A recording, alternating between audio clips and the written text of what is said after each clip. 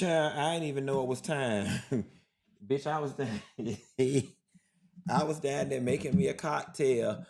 Good morning. Good morning. Girl, you watch the housewife just coming in there late carrying my Burger King. Good morning. Good morning.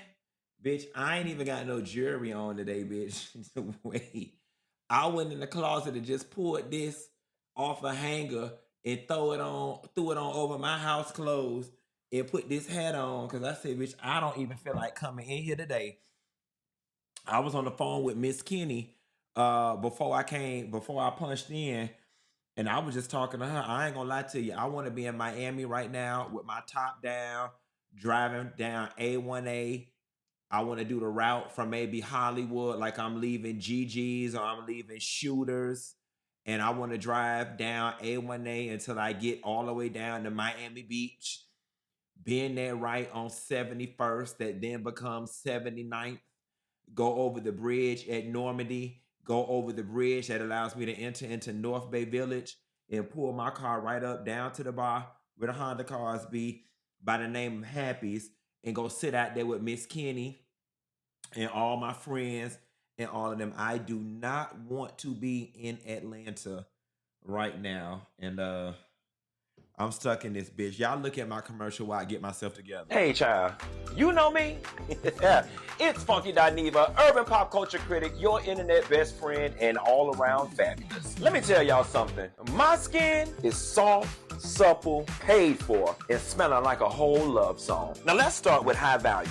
Clove, rose, and oud. It smells like when I walk into a room and people stop talking, it's not because they're scared, but because they know I'm that girl. Soft serve. Oh, she's for the soft life girls who don't have to do a thing but be legendary. Amber, jasmine, saffron. It's giving warm towels, slow mornings, Karen White on repeat, Rogue Dragon on the floor. And Pharaoh's Love, baby, vanilla, white lily, and musk that lingers. It's giving brunch at 1, nap at 3, stretching on 1,000 thread count sheets. I don't need a crown, just this souffle and a playlist. And today, I smell like a mood, a memory, a damn good decision.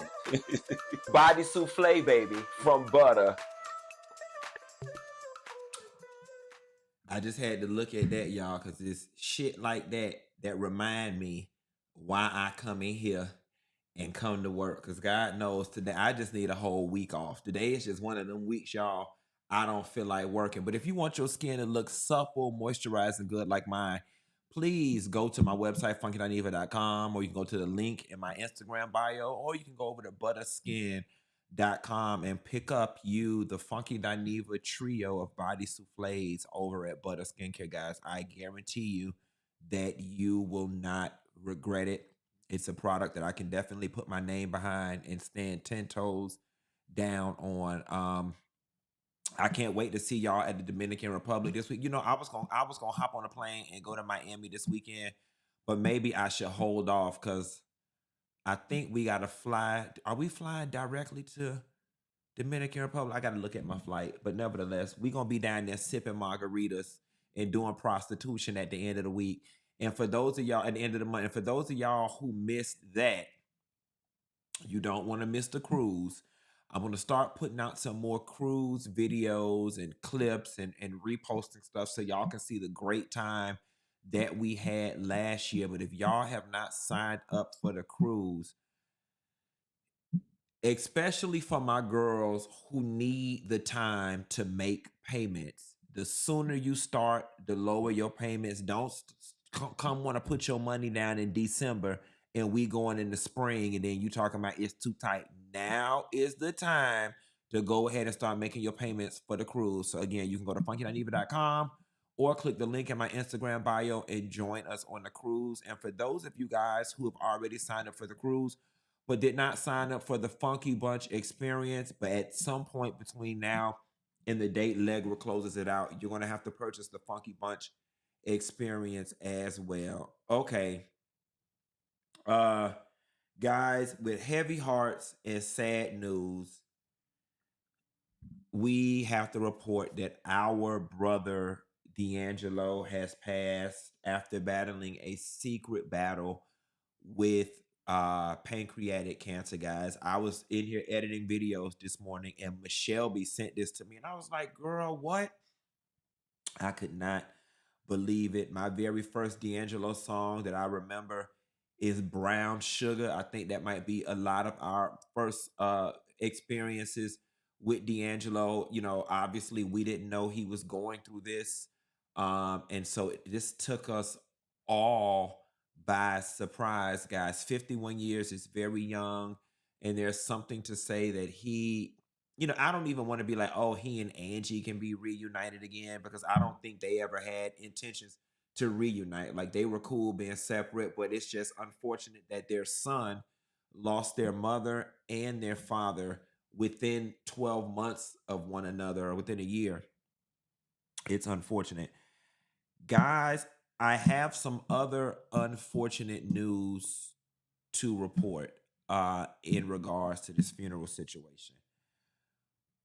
We spent so much money on Diane film and we pulled the trigger so quick that I called all the banks and credit card companies trying to reverse some of them payments, especially on them dubs. And unfortunately, the bank said that all the payments were processed and that if it was not fraud, that there was nothing that they could do. And so, you know, I know that we reserve the funeral funds for people who look like us, and we spent a huge portion on Diane. We only have 7 million left in the fund. It's only 7 million left, and all that money don't already went out to Diane. So this 7 million got to get us through the rest of the year. I mean, do y'all want me to call Phaedra and Willie Watkins and we gonna fry the chicken ourselves? Like, what? What is we doing? I I mean, let's just take a vote really quickly. How much money would y'all like to add? We only got 7 left for the whole year. How much would y'all like to dedicate to his film? Because Diane already got all the money. So really quickly, how much do y'all want to dedicate to D'Angelo film? If I would have known somebody else was gonna die like this, we wouldn't have had to do all like this. Maybe we could call Pretty Plates and see if she could do. I tell you what we're gonna do. We're gonna do a small film. Everybody can't come. Everybody can't come. This is just going to be for the neo soul girlies and the neo soul boys. Somebody said 1 million. I think we could get away with doing 1 million and everybody cannot come. Anybody who perform is not getting paid. And we are only inviting the neo soul girls. This cannot be no 500-person funeral. So please, we only gonna see Anne Marie, Bilal, Maxwell, Erica Badu, Bo Floetries, Tweet Mike could come. Who else could come? Lettucey, Andre 3000. Who else could? And matter of fact, I tell you what we could do. I just already figured it out. I already figured it out. I already figured out what we're gonna do. White people don't give a damn what day they get buried on. We gonna bury Diane on Friday, and we gonna use that same venue for D'Angelo. That way, we sending our brother out with style. That way, everybody can come, cause the place still gonna be set up. We just gotta take up them obituaries that say that Diane the wrong D. We're gonna take up them obituaries that say Diane and replace them with obituaries that say D'Angelo, and then they still gonna have all that leftover food from Diane. We just gonna have to make it enough. We're gonna have to make it enough, and then we could buy chicken really quickly. We need 6 people on the program. who are on the program, please, you will get kicked out of the Funky Bunch if you even mention Fantasia or Jennifer Hudson name, Jaguar right name. You will be kicked out of the Funky Bunch. I'm thinking on the male side, we could do Eric Benet, Maxwell, and Music Soul Child. On the female side, we'll do Jill Scott, Erica Badu, and then I'm trying to think, y'all, who is that third female we gonna put in that slot? Jill Scott, Erica Badu. They keep saying Jaguar, but see, Jaguar gonna come in India. We gonna put India Irie. We just gonna have to ask that she shave her arms and that she shave up under her arms and that she use real deodorant. We don't want her coming in there talking about she put lime juice under her arms and coconut oil, and then we don't know if that's the food smelling like onions or if that's her or whatever. And then at the repast, we'll let Anthony Hamilton and Raheem Devon sing. We'll let Floetry do something or whatever. We're going to have it all going on. But we figured out the main situation. Since we're going to repurpose the venue and the leftover ambrosia salad, we should have enough money to get brown liquor, brown sugar, bourbon ribs, fried chicken. And we're going to keep it moving like that. I got one more sad story to report, guys, and then the rest of the show should be relatively upbeat. But this story involves some young people. A 23-year-old was now arrested after shooting and killing his girlfriend on the porch, his ex-girlfriend, because he wanted her to remove his name off of the birth certificate. I'm assuming it's in reference to child support. And y'all remember that conversation that we had last week about child support and these Negroes' aversion to child support. Please take a look in and listen. I forgive you. Those are the words Destiny Paulus' older sister is saying to the man accused of killing her baby sister and leaving her nephew without a mom. Come on, give me Timo. There's an empty seat at the domino table. I can't. Please, I can't. The porch where Kendra Paulus and her daughters have laughed and played for decades, now peppered with bullet holes, lays witness. Destiny, the youngest Paulus daughter, was shot and killed on the front porch of their home a week ago at 5:30 in the evening. This ain't something I ever wanted to talk about, losing my child. According to the police report, a man was arguing with Destiny while an unidentified woman stood nearby. The man shot Destiny. The shooter and the other woman took off in separate cars. It's something we'll never forget. Absolutely. A devastating moment. Yes. That probably will forever taunt us. To know my sister did not deserve that. Police arrested this man, 23-year-old Jalen Lane. Destiny's family says he's her ex-boyfriend. Why did they just leave her laying here on the ground without trying to render aid? I don't care how it happened or what you decide to do.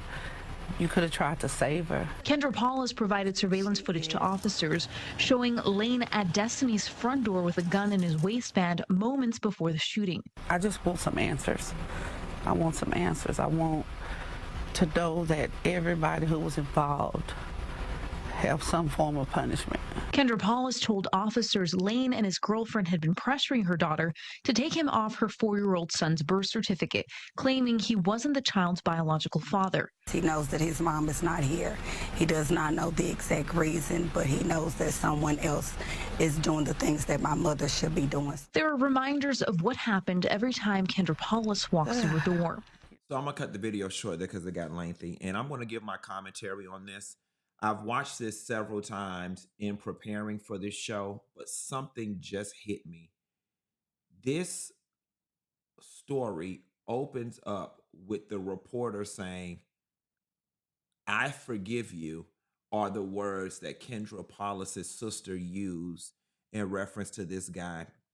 And I know that this is completely unrelated to the story, and it may upset y'all.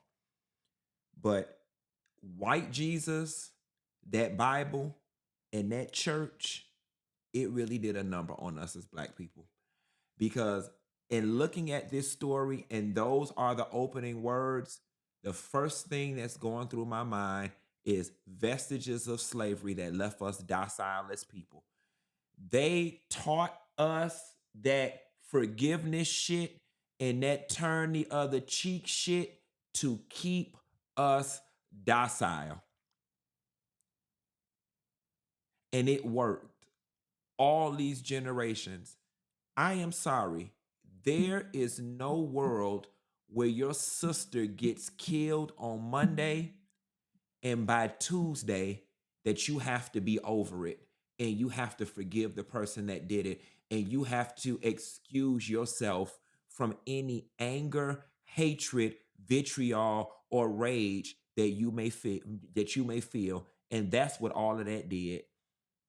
It taught us, instead of seeking revenge and retribution in this life, if we just hold on and if we just be good old obedient slaves, we'll get ours in the afterlife.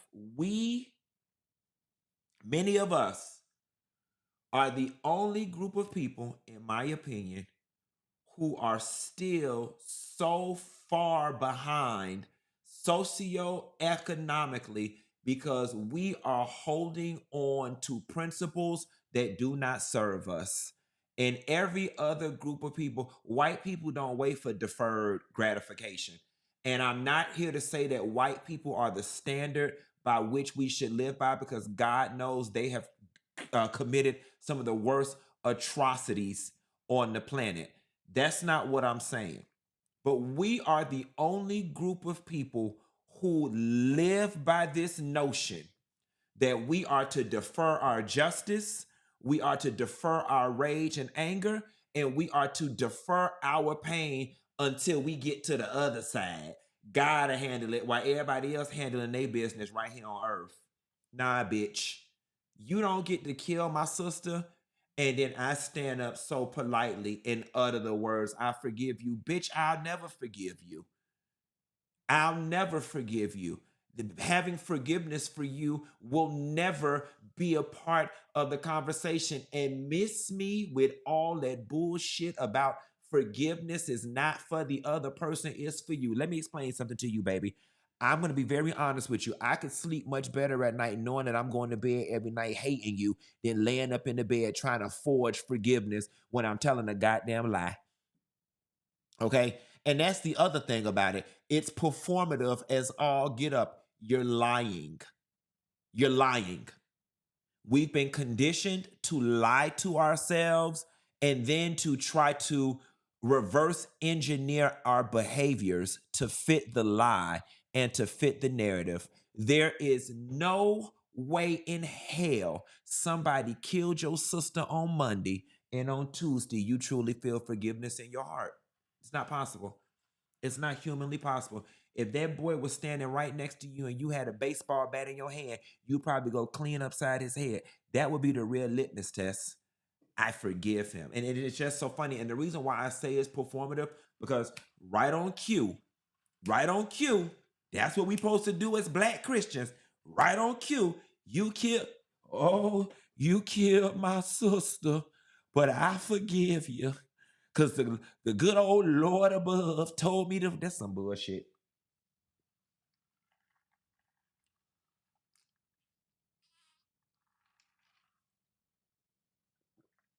Nevertheless, there's a lot of questions to be asked here.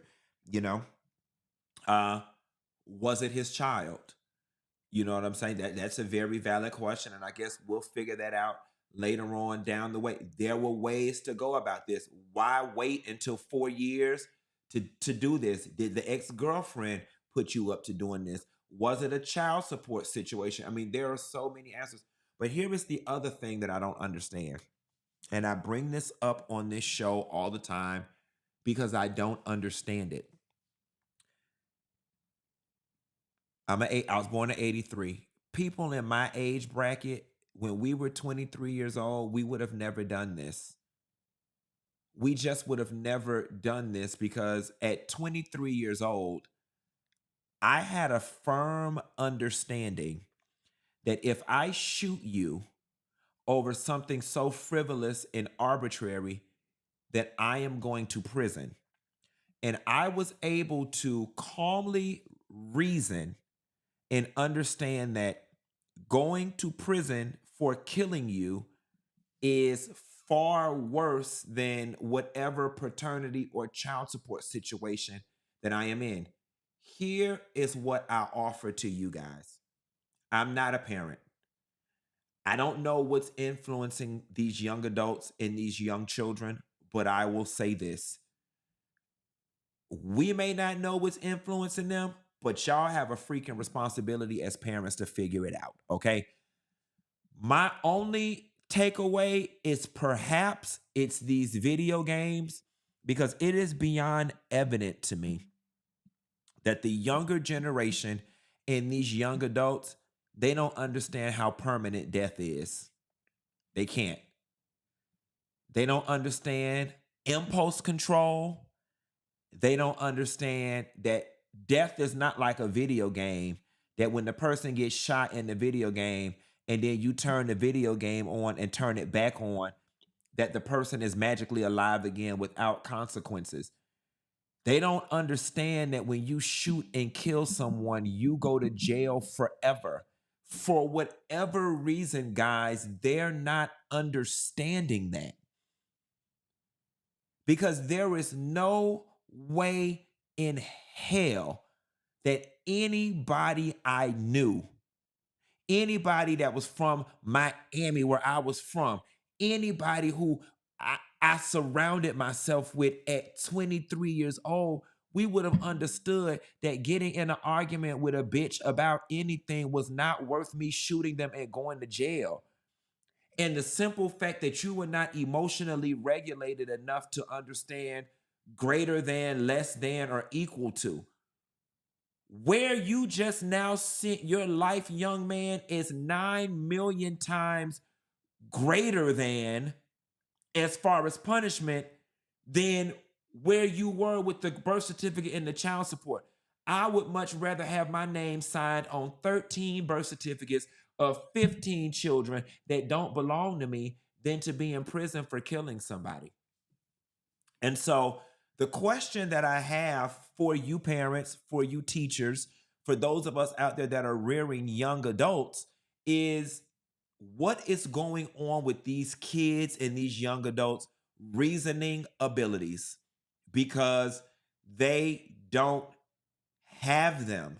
They don't have the ability to reason. And I'm going to be honest with you, that scares me. And a lot of times y'all hear me say things like, I don't like being around ghetto people. I don't like being around projected people. And I can't tell y'all the story. You know what? I will tell y'all the story. Fuck it. I will tell y'all the story. I'm not going to tell y'all the person's name, but I'll tell y'all the story. But it's somebody y'all know. It's a very popular person that y'all know. I had just met this person and we were hanging out. And this person went to prison for a short amount of time because they fought the babysitter with razor blades in between their fingers. And the reason they fought the babysitter was because the babysitter had her car and went to run some errands, get her nails done, her hair done, her lashes done, or something like that. And when the person, we just gonna call this person Stephanie. When Stephanie called the babysitter to ask about her car, whatever the babysitter said on the phone, Stephanie didn't like it. When the babysitter pulled up to the house, Stephanie ran outside with razor blades in between her fingers and fought the babysitter. And as a result, Stephanie went to jail, went to prison, baby got taken away, and all of these different things. That was the moment. It was a very defining moment in my life. This had to be about 2009, 2010-ish. That was the moment in my life where I decided, for my own safety, I cannot be around ghetto people. I can't be around low income people. I can't be around ignorant people, because The ends didn't justify the means. I was trying the whole time. And somebody said, was it Sabrina, tiny friend? That's exactly who it was. It was Sabrina Peterson. That was the moment I was like, I cannot be around ghetto people because I don't come from this and I don't understand your logic. When Sabrina was telling me this story, I was sitting here waiting on the piece of the story that justified this girl getting boxed with razor blades in between your fingers. And I just could not find anything in that story that made that justifiable. But the way Sabrina was telling the story, it made sense to her.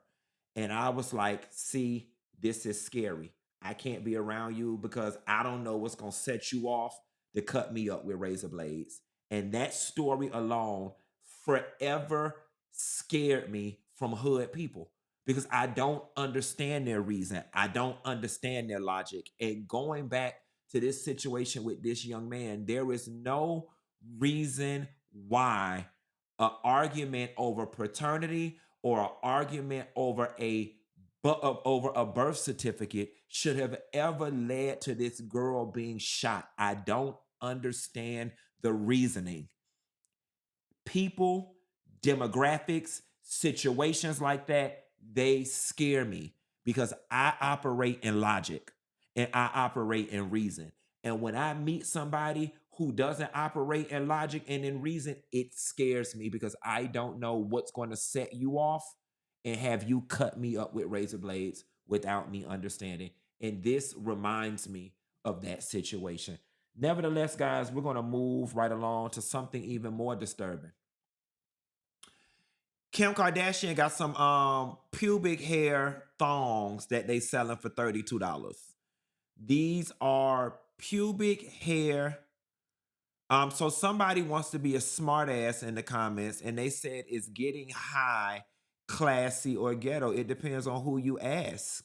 If you're asking a judgmental bitch like you that's obviously trying to look down on a bitch because they partake in edibles every now and again, I don't know. But listen, you don't have to be classy to not be ghetto. There are 10,000 other things you can be other than ghetto. You don't necessarily have to be classy. How about being normal? How about being regular? How about being non-ghetto since you're trying to put me in my place, bitch? Okay? Yes, bitch, I get high, not all the time. I get high a lot of the times, and I like it.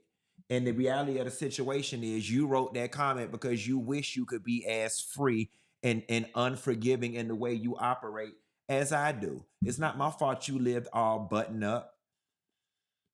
Bitch, I'm high and I'm rich. I'm high and I'm educated. I'm high and I'm broadcasting. And you remember this, bitch. Every time you turn your goddamn screen on, bitch, you looking at me. I ain't looking at you.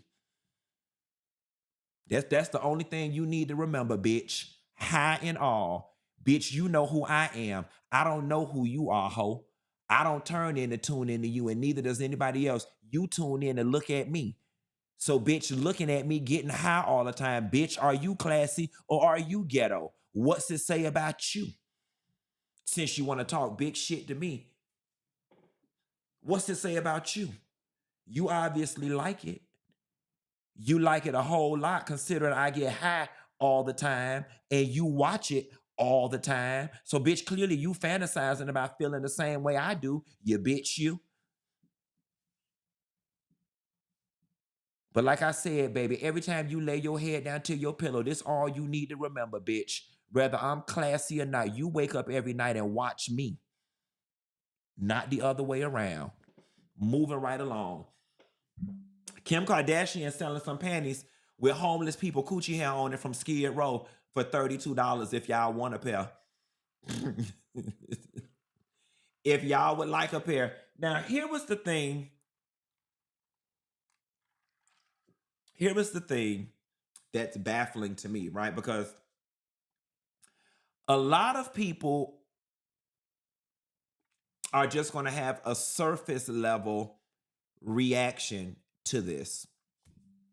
I'm going to give you guys the more historical and educated reaction to this and why this is bothersome to me.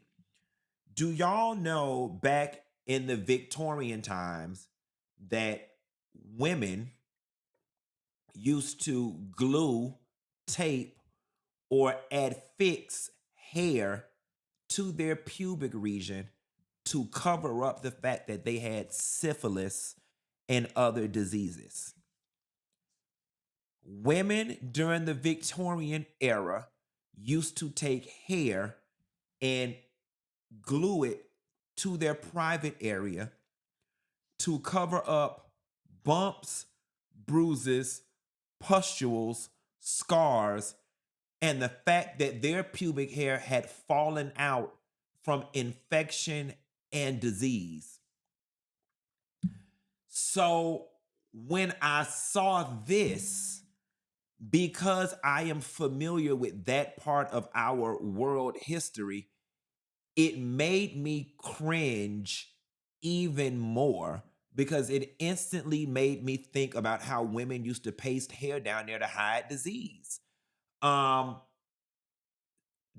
that history, I don't want to I just couldn't. Now, I'm not a woman. My coochie is made of clay and it's real smooth like a baby's ass. But I'll say this. It's genius because we're talking about it. Y'all gonna buy it. And if we're being honest, the price point is perfect. And now that I'm talking about it a little more, I'm not gonna lie to you. It's really the black hair that's messing me up. The black hair is messing me up because it's really giving me faux pubic hair. But if you got the one with the one with the white hair on it, it's more so giving apple bottom jeans, boots with the fur. It's more so giving furry panties. It's something about that black hair that's giving me homeless, skid row, I sleep in a box. I can tolerate the white hair and the pink hair and the red hair a little bit because it's giving me, I got on some furry panties, which could be cute if you go into the cabins with your man or your girl, you wearing your furry boots with the furry bra, but do not come around me with anything on your private parts that's supposed to mimic pubic hair. That is nasty. It is gross. And I'm not going to lie to you, it just feels unsanitary. Even looking at the ad, it feels unsanitary. But I want to tell you something. At $32, there is a lot of people that are going to buy. And I want to tell you who else is cute for.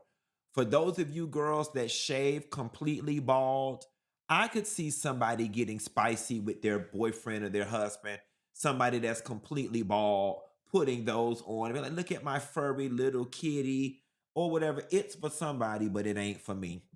And speaking of being for somebody, y'all, TJ Holmes and Amy Roback are engaged. Now, I know a lot of y'all want to scream, you lose them the way you get them.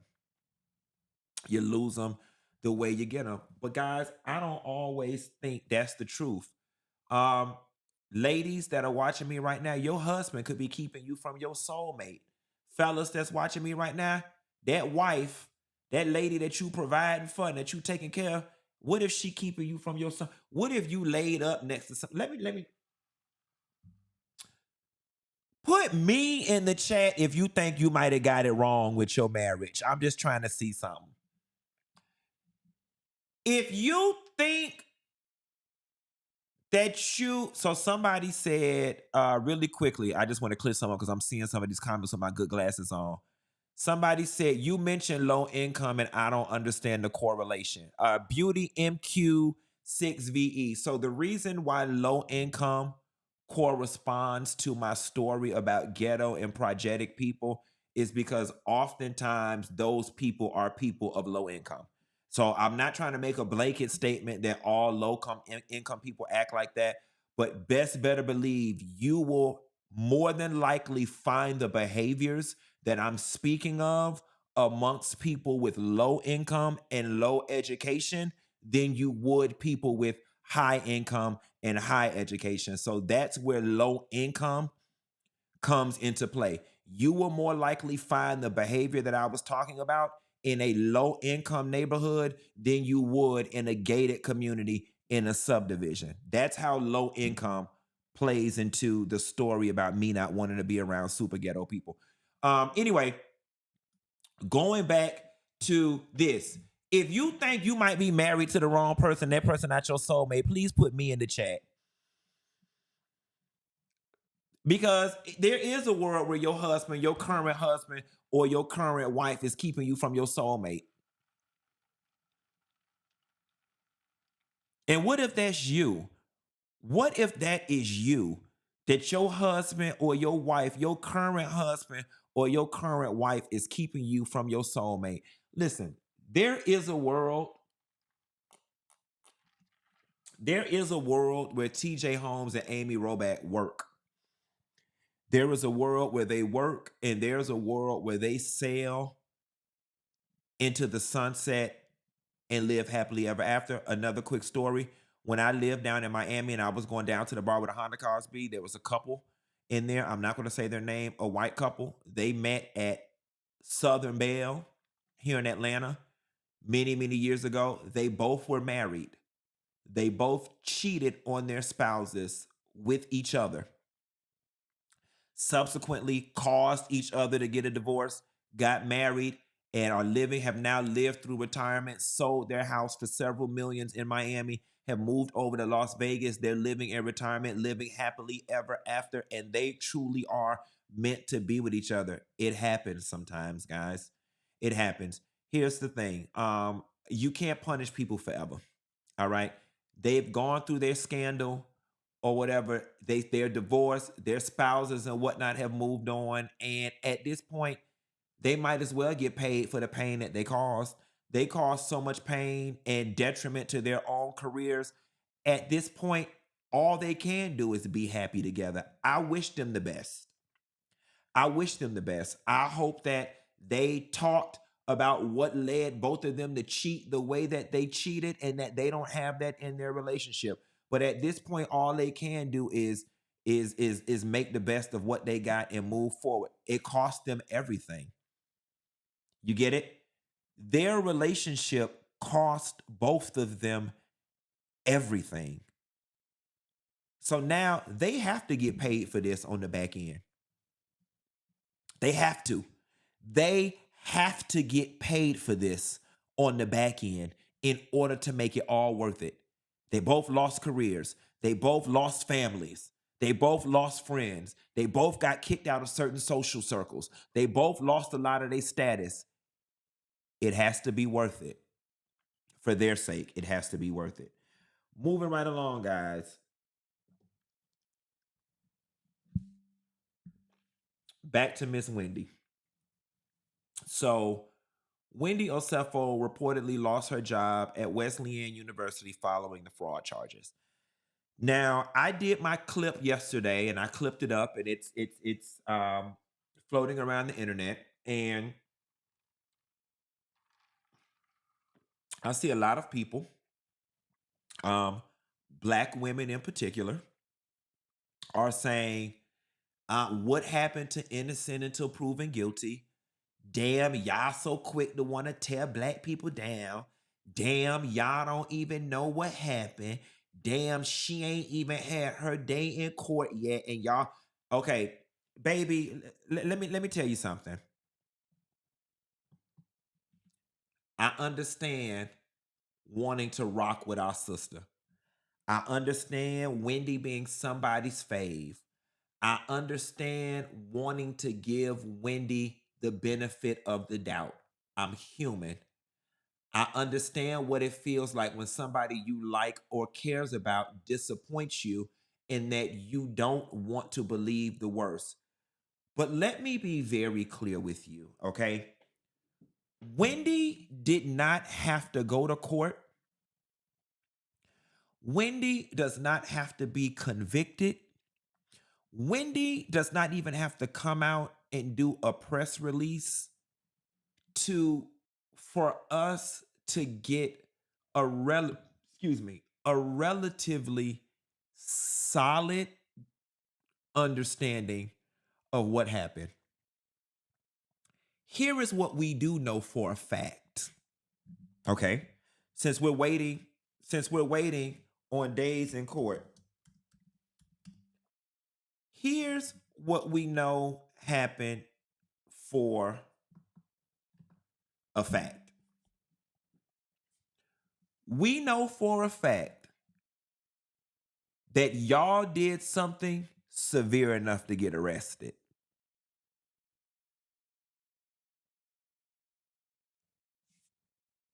Now they're saying in the comments Wendy recently released a statement saying that she resigned or whatever.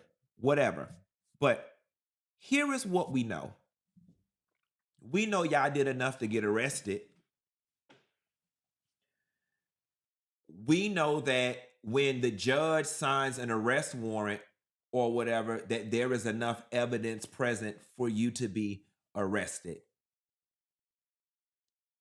Y'all did something. Y'all did something. Okay?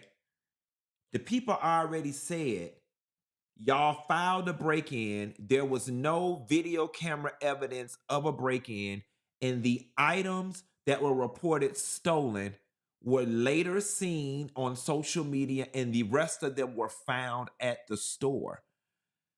Unless y'all are about to tell me that Wendy's 11-year-old children magically got in the car and found the receipts and reported and returned the stuff, and Wendy and Eddie didn't have any idea of what was going on. I mean,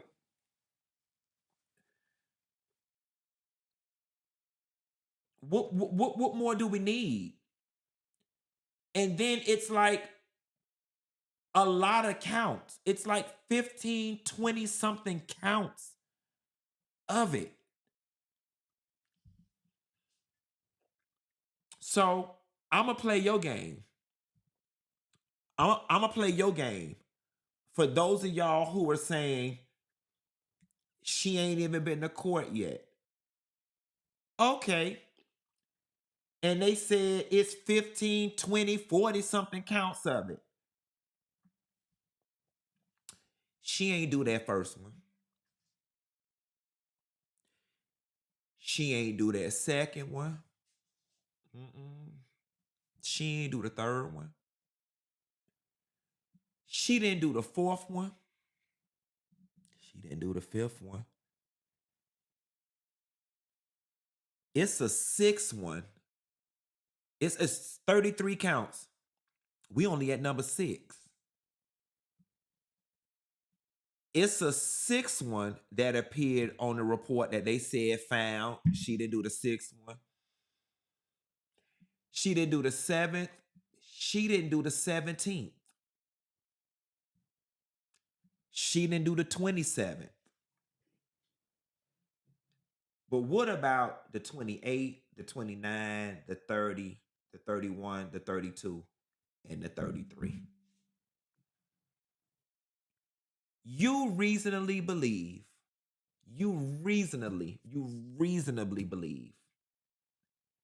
that you need to wait until the court situation happen to understand of the 33 counts.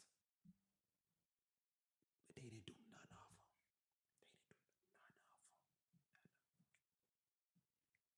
It was a mistake. She thought when she was filling out the report of what was stolen, Eddie had her confused, and she thought that she was supposed to write the inventory of what she currently had in her closet. That's the explanation. And then it was $450,000, not with one insurance company, but spread across 3. So You've got items that were mistakenly reported stolen across one insurance company. Girl, that was a mistake. I thought I was supposed to put an inventory of what I had. Then you went and you did it again with a second insurance company. Girl, that was still a mistake. I was on the phone. I was distracted. It wasn't until I reported the same shit stolen a third time with a third insurance. Come on, girl. Yeah, now y'all around here sounding like Trump supporters. The cognitive dissonance. Like, girl, get the fuck out of here. Get out of here. Get out of here. Get out of here.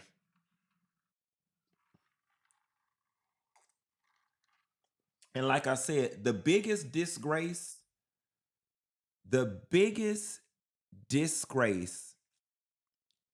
with this Wendy situation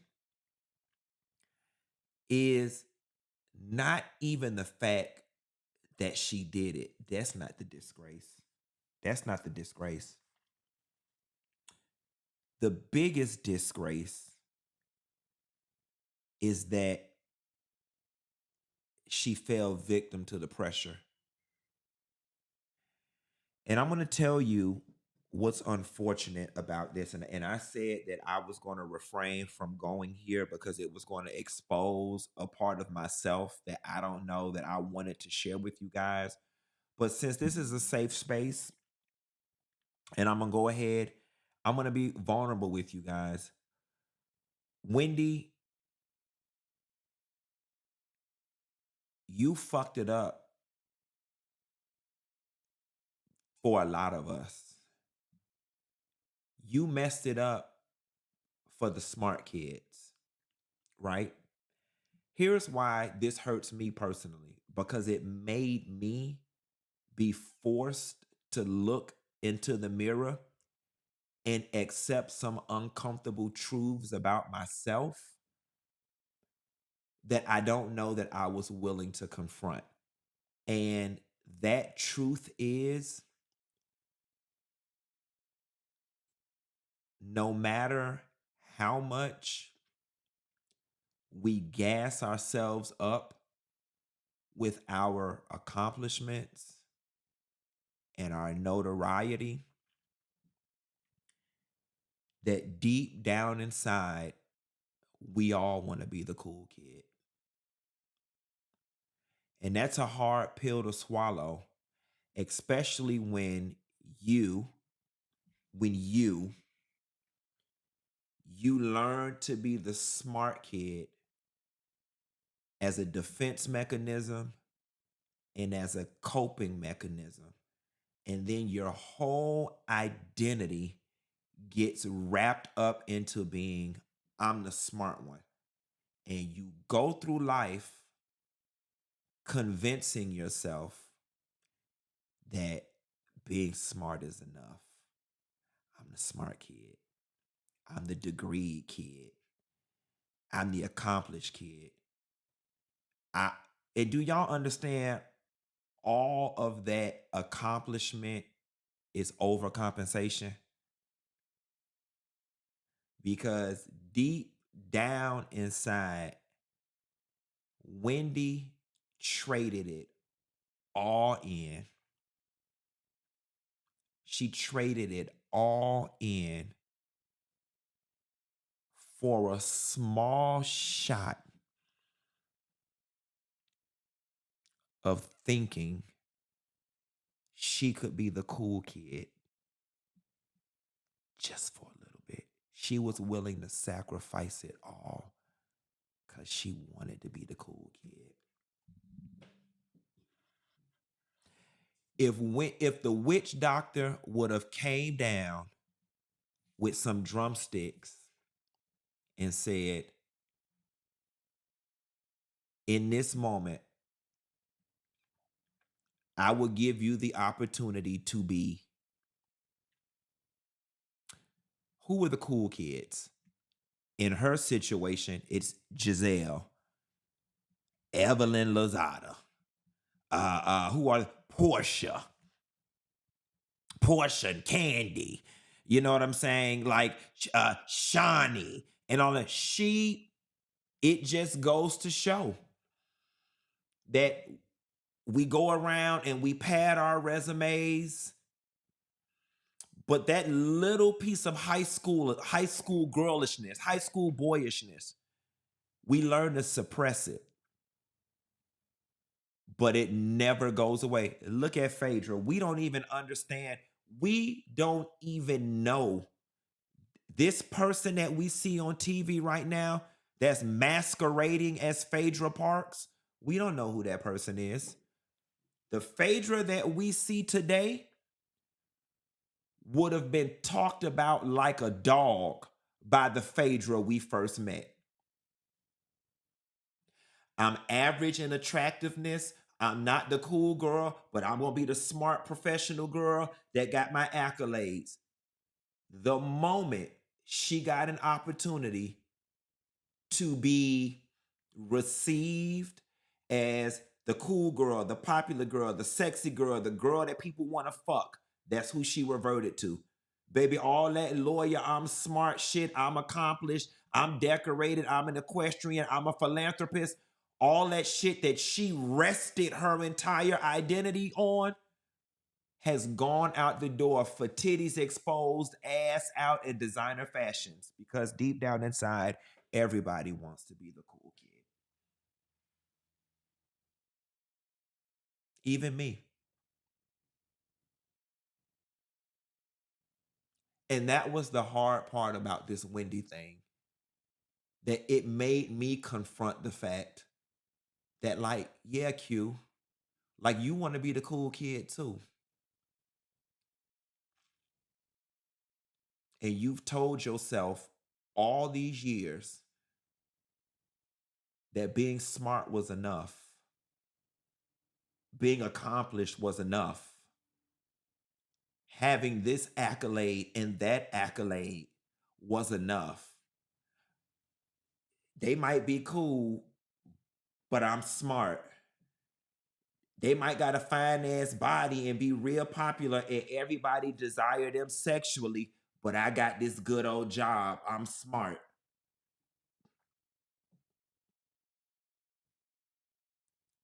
When deep down inside, we all want to be the cool kid. And unfortunately, Wendy got caught up in her own hype. Wendy got caught up in her own hype, because the reality of the situation is, Wendy, if you were able to look at yourself outside yourself, you would have realized, like I said, you put a set of expectations on your life that nobody even carried for you.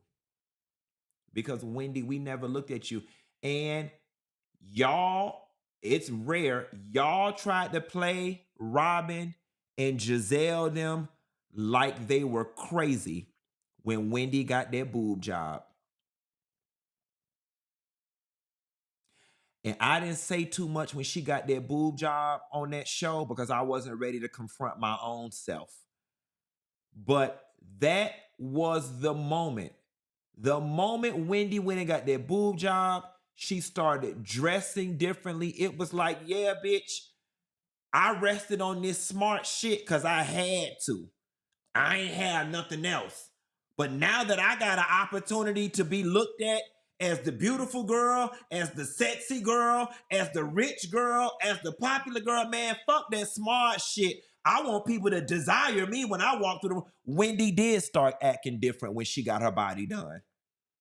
Wendy did start dressing different when she got her body done.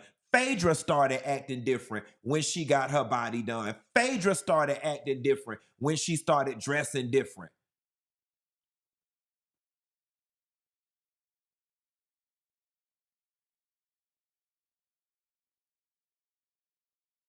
Because deep down inside, everybody wants to walk into a room and people turn their heads and be like, who's that? She's got it. He's got it. There isn't a woman alive that doesn't want to walk into a room and men fall to their feet, especially if, and I don't want to get into featureism and colorism, but especially if you have gone through your life historically being invisible. And you can always tell the guy or the girl that was invisible in high school and in college, because when they glow up, it becomes about having your titties and your ass out all the time. Look at Phaedra with her educated ass. Look at Wendy. They're the exact same person. I'm going to be very honest with you. I love Phaedra to death personally. I don't like this character that we see. I'm not used to my smart people dressing like whores. And Phaedra, I love you to death. Don't call my phone with the bullshit. But more times than likely, you dress completely opposite of how you sold yourself to us. And I be looking at you like, I cannot wait for this midlife crisis that Phaedra is going through to be done and over with. All the blonde and the bloobs and the fishnet and the high girl. That's not you. That's not you. That's not you. Now it's a caricature of who you wanted to be on the inside, and you making up for lost times. The men never fell to your feet like that before, and you got an opportunity for them to do it now, and they're doing it now. And it's the same with Wendy. Wendy, you were not the girl. Wendy, and maybe as a result of featureism and colorism, let's keep it real, okay? Let's keep it real. By American traditional beauty standards, Wendy was not the girl that the boys in high school were going crazy over. They weren't. She wasn't. She wasn't. Wendy was not the girl in college that the boys were going crazy over. She wasn't. But baby, a little bit of surgery, a little bit of money, a little bit of notoriety, and a stylist. Now I get to be the girl that I was locked out from being all this time. And that's the saddest part about all of this with you and your damn husband. And your husband is an attorney. So whatever social pressures that y'all felt, and however insecure y'all were about yourselves, led both of you highly educated people to override reason, rationale, sense, what you knew to be right from wrong, and you found yourself in this situation, and it didn't have to be. It'd be completely different. It'd be completely different if you said to me, Housewives was over, they were on the verge of losing everything, Eddie got disabled, then it would begin to make sense. Then it was like, okay, desperate times call for desperate measures.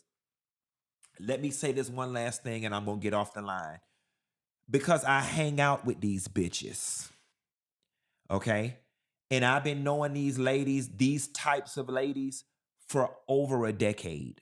Listen to me, daughter, and listen to me carefully. These ladies make money that is so good for doing so little that any person on earth would be a damn fool to pass up on the opportunity, considering how easy it is for y'all to make the hundreds of thousands of dollars that you make, showing up to get dressed and have dinner, lunch, and drinks with a bunch of bitches and rehash the conversation that you had over dinner, drinks, and lunch yesterday with a bunch of bitches, and you still find a way to mess it up, and you still find a way to get so big and arrogant and high and mighty that you don't even realize what the blessing is in having this damn job. Do you think I would ever let God to take me out of a situation where I have come from humble beginnings, where I have come from being evicted, where I've come from having cars repoed, where I've come from going without, and to get in a situation like these ladies where all you have to do is show up to work for 18 weeks. They film 3 days a week for 18 weeks and get paid hundreds of thousands of dollars to go out to eat, have lunch, and have cocktails with a bunch of bitches. And do you think I would allow that to get messed up? See, I think it's important, and I'm talking to myself right now. I think that it is very important that when people come into money, especially those of us who are considered new money, and to those of us who hundreds of thousands of dollars is new to us, and we grew up in situations where we saw our parents live paycheck to paycheck or struggle, I think it is very important that every now and again you go take a nap in the house you grew up in, or you go spend the night at your friend house or your auntie house or your cousin house who still live in the neighborhood that you grew up in. It's so important for you to realize that your old life was the status quo and the way of most of the world and not your new life. And that way, you appreciate your new life and you don't jeopardize it the way Wendy did. Bitch, you got me all the way fucked up if you ever think that I'd jeopardize an opportunity like that knowing where the fuck I came from. Knowing how many times I walked home from school and had to call my mama and say, "Ma, the lights ain't off." And she said, "Well, walk to your grandma's house."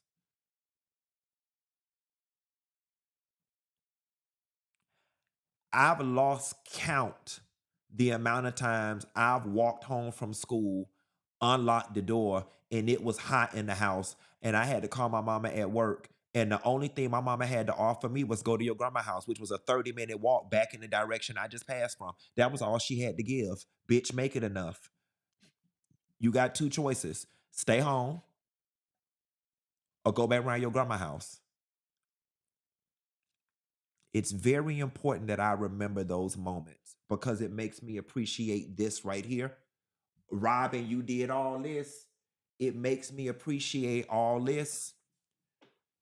And that's why when the hoes was calling me and saying, "Q, I got a girl that could get you 30,000 on the PPP." Absolutely not.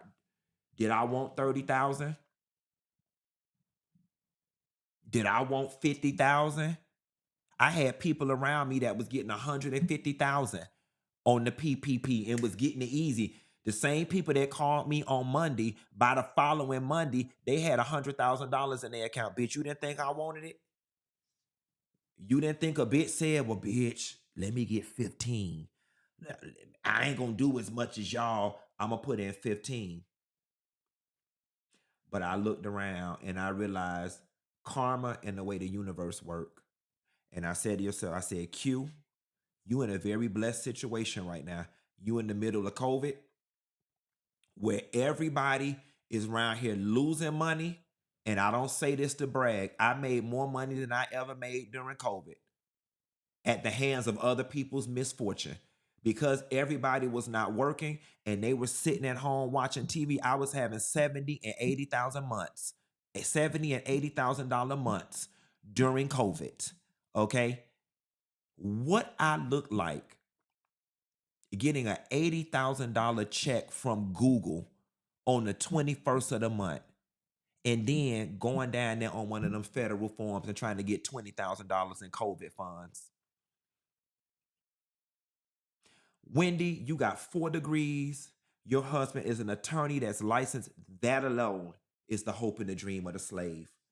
Before you even knew what a damn housewife was, you, your husband, and your children were living 10 notches above most Americans.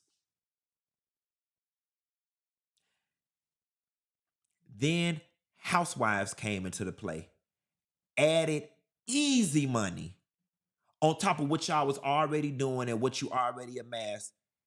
and you, Funky, you didn't do that with TGIF. You messed up on an easy job. No, that's different. See, let me explain that to you really quickly. Hold that thought. Hold that thought. And then Housewives came along and you messed that up.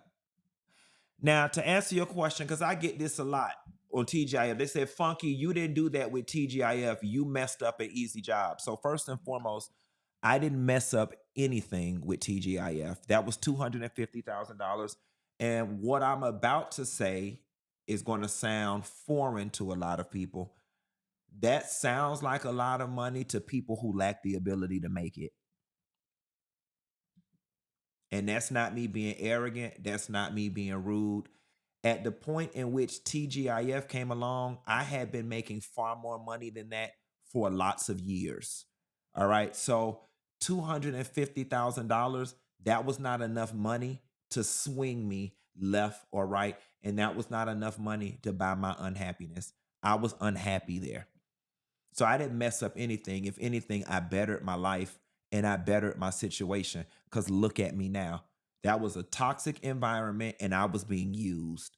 Fox Soul was using the fuck out of me and they did not value me at all, to the point where they were unwilling to even give me some cheap ass health insurance. You got to know when to hold and when to fold. So no, I didn't mess up TGIF. TGIF actually helped me realize my worth.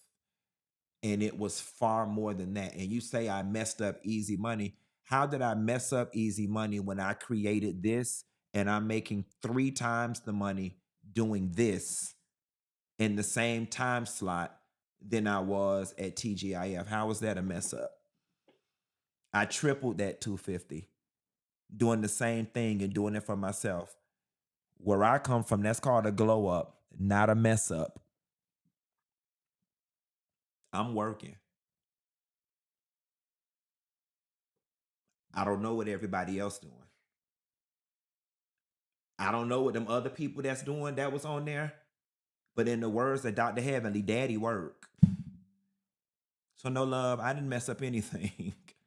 I didn't mess up anything. I got what I was supposed to get out of that, and I exited when it no longer served me.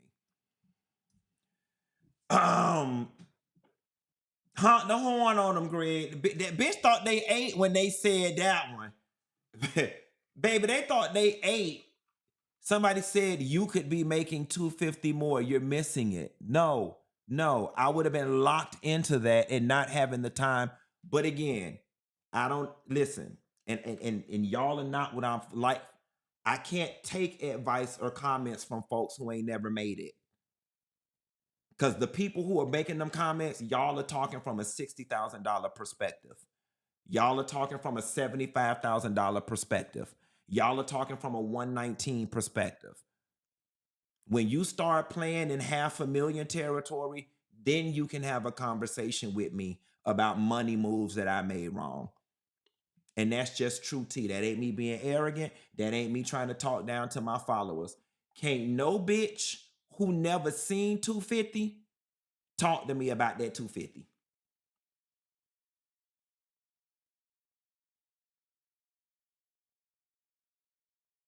And saying stuff like, but you could have had 250 more, that's evident of the fact that you're not ready for conversations that happen up here. I just sat up here and explained to you how I tripled that, and you still stuck on, but you could have had 250 more. That's the same thing as our country ass parents that say, you got a good job, you better stay on that good old job. You can't even see everything that I did with that same amount of time. I've been able to triple that in the same amount of time, and you still telling me I should have been sitting over there slaving away and building up they shit and dealing with they shit and that toxicity for them measly ass 250. And when you realize doing something on your own, you have unlimited income potential, that's a measly 250. It was measly. It was measly. And one of the and let's share this too. I'm gonna be very honest with y'all. So I got 2 major accomplishments in life that I will brag and boast about to the day I die. Number one, I figured out a way to stop working at 27 years old. I'm now 42. That will always be my biggest accomplishment. That's number one. Number two, being a bad enough bitch to walk away from $250,000 and not flinch and not have to be like some of y'all in these comments harping on it. Bitch walked away, didn't hesitate once. Because I knew who I was, I knew what I had, and I knew that betting on me that I could make a whole lot more. Moving right along. Bitch, I ain't hurting for no 250. That is, I know people out there hurting, but $250,000 ain't no money. It ain't none.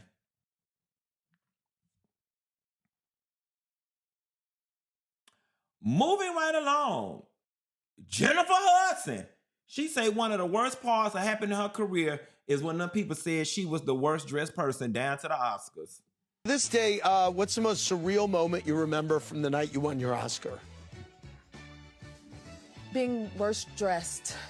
Really? Were you? No, seriously. After I won the Oscar, we went to the after parties and plastered on all the tables, cocktail tables, Jennifer Hudson worst dressed.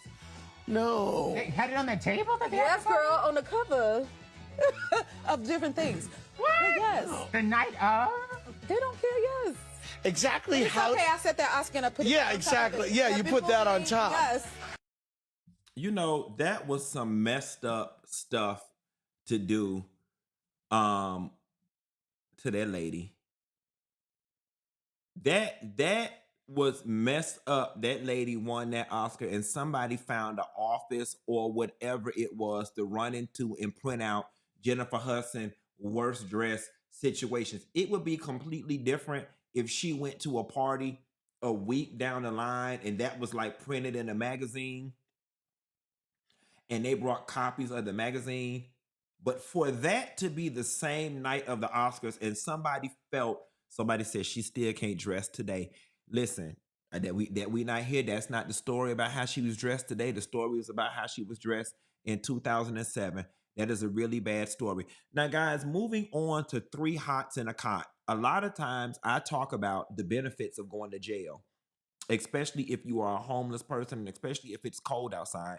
Well, here we have an example of a woman that's being sentenced for something, and she asked the judge, can he give her more time in jail? Let's take a look and we're going to talk about it.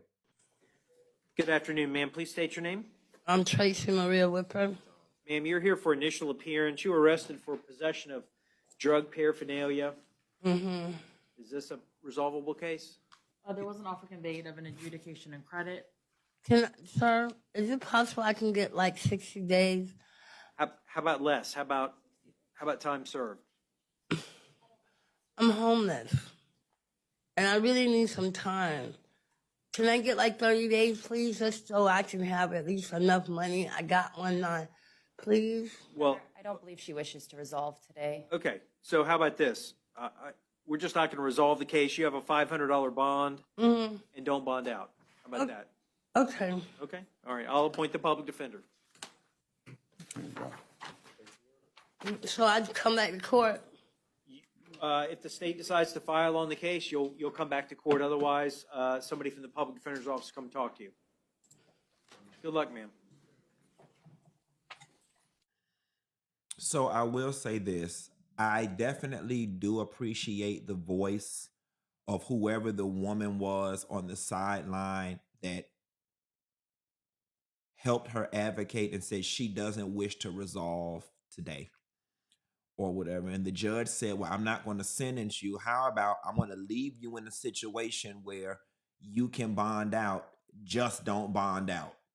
And that'll buy you time until your next court date. But I'm not going to just sentence you and put 30 or 60 days on the books. So here is what I saw when I saw that clip. I saw somebody who probably is an addict who was like, you know what? I don't have the strength, the resources, or the wherewithal to get clean on my own. At least when I'm in jail, I am in a forced situation where I don't have access to drugs. It forces me to detox and it forces me to get clean, right? That's what I saw. Number two, I saw somebody who's tired. I saw somebody who said, I don't have anywhere to live. I'd rather be in jail. Y'all know I love hanging out down to the bars where the Honda cars be. And especially when I was in Atlanta back in the day, my first stint, when we used to hang out on Edgewood Avenue, you know, we made friends with a lot of the homeless people. We would look out for them or whatever. And there were several homeless people who told me that they knew what crimes to commit just to get enough jail time to get them a week in jail, but not enough for them to get in any real trouble. Things like vandalism. They were like, if when it get colder here, I'll never forget. I had a homeless person tell me, when it gets cold outside, that I break the glass of a store, and then I just wait for the police to come get me, and they'll come take me to jail, and that'll get me through the winter.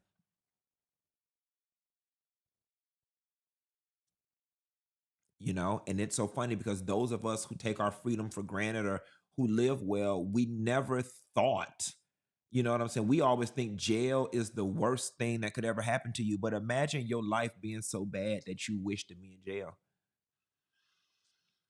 or whatever. And what I saw was this woman saying, at least if I'm in jail, I got a roof over my head, I got a bed, I got meals, I'm safe. I don't have no drugs. I can shower. I have access to some level of medical attention, and my family know where I'm at, and I could use the phone.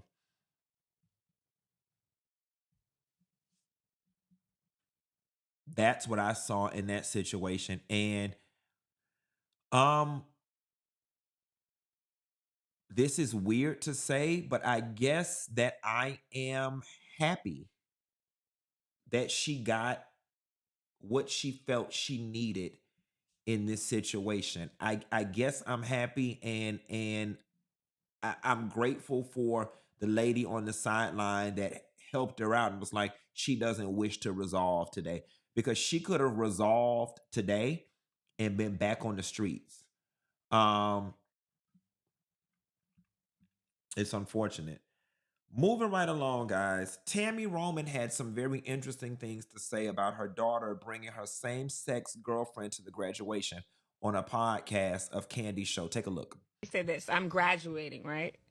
Getting my degree, and she can't be in the. She can't be there. She can't. Do you get what I'm saying? My girlfriend can't be there. Why? That's true. Exactly. There's moments that my people have. Hold on, Thank you. Tami. Let's speak about it if we're going to speak about it. Let's Why speak about she it. can't be there? And I knew not to even tell. I told her, but she knew. She was like, "Okay, I can't be there." Congrats.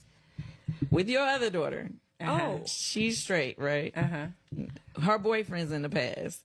She's never been allowed to bring her boyfriends around. She would be. She would be. She would be. And why is Thank what's the you. difference? Because thank you. I love it. Now we talking for what you did. You leaned in. Let's talk about it. Let's talk about it. I'm leaning in. Let's talk about it. Fair. Because there's something called confirmation bias, and when people think like you think or appear to be how you are, you're more drawn to those type of people. So my daughter is a heterosexual female. Confirmation bias allows me to accept whatever situation she's presenting versus not really understanding this moment. And so I got to take a step back and figure out how it works for me and how I can be comfortable in that moment, because there's something called mental health that we have to be concerned about. And I got to be concerned about mine. Even though I'm trying to walk with her and love her, I still got to do what's right for me as well. Okay, but you're not graduating. She is. So this is She's not graduating. Really about your life. Okay, it's about her life. So. Ooh. Now, Tami, you my homegirl, and I don't need you texting my phone or calling me, but you can, and we can talk about it. You are full of shit. Tami, you are full of shit with that rehearsed ass answer. All right. And I think, and for me, I'm gonna be very honest with you.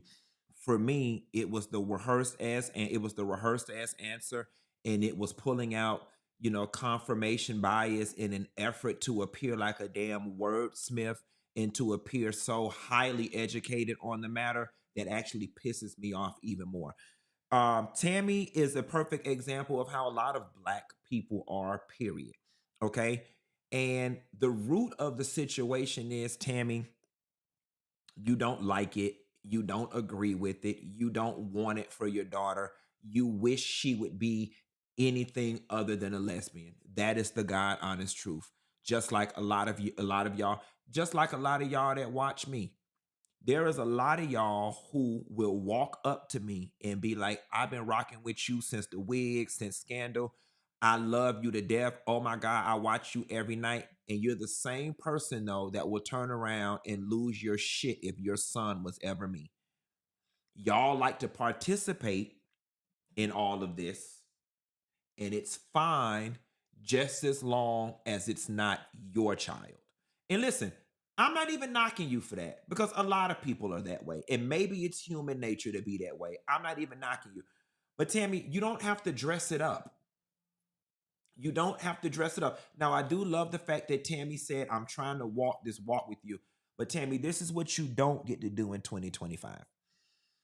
Because mental health is now a word that we toss around so freely now that it has weakened the word, and it's been hijacked for bullshit. This is not a mental health issue. You know what I'm saying? There's a difference between you being upset, you not liking something, and you being in a mental health conundrum.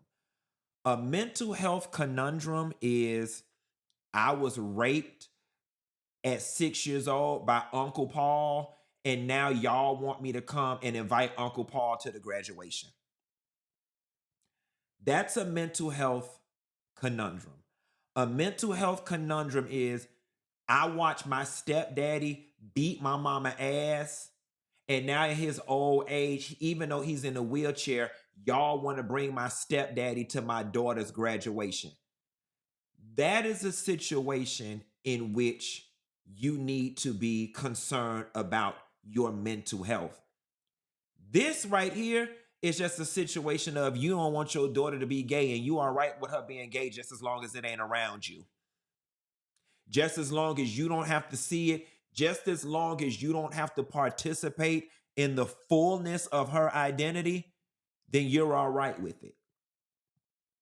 It's no different than when straight guys say shit like, I'm all right with gay guys as long as they don't act like the feminine type. You are all right with the type of gay that doesn't require you to operate any way different than you do in your heterosexual life. But anything that requires you to dig in, participate, show up wholly, you have an issue with. Now, I've seen a lot of pieces online, and I don't know if it's true or not. I am just repeating what I've seen.